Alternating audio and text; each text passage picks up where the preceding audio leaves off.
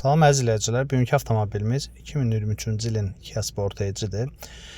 Deməli, belə bir problem var ki, check engine işığı yanır, bir də kondisionerdə problem var idi.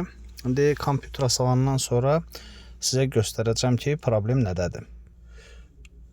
Kompütera salmışıq, deməli, belə bir xəta kodları var. Ambient Air Temperature Sensor Circuit, Active Grill Air Shutter, B Performance Stack Off, bir də Loss Communication, Link Communication Error, Evap System Purge Pump Target Speed Performance. Deməli, burada problem nədədir? Çölün temperatur sensorunda problem var.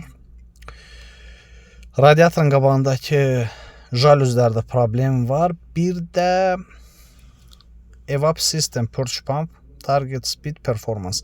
Evap motorçiki var orada. Onun xəta kodunu yazır. İndi onları da hamısını göstərib sizə bir-bir deyəcək.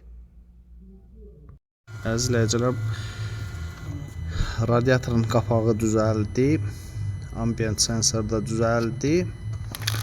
İndi xəta kodlarına baxıb sizə göstərəcək.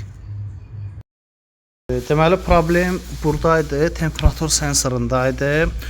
Orxan usta salamlayır sizi. Orada problem vardı, onu həll elədi. Jalüzlərdə problem var idi, o da həll olundu. Əziz izləyicilər, avtomobildə bütün sistemlər bərpa olundu və burada xəta kodlarına giririk. Heç bir xəta kodu yoxdur. Bizdə avtomobildə problem qabaqda jalüz hissədə pinlərdə problem var idi. Qırıq idi. Diqqətiniz üçün təşəkkürlər.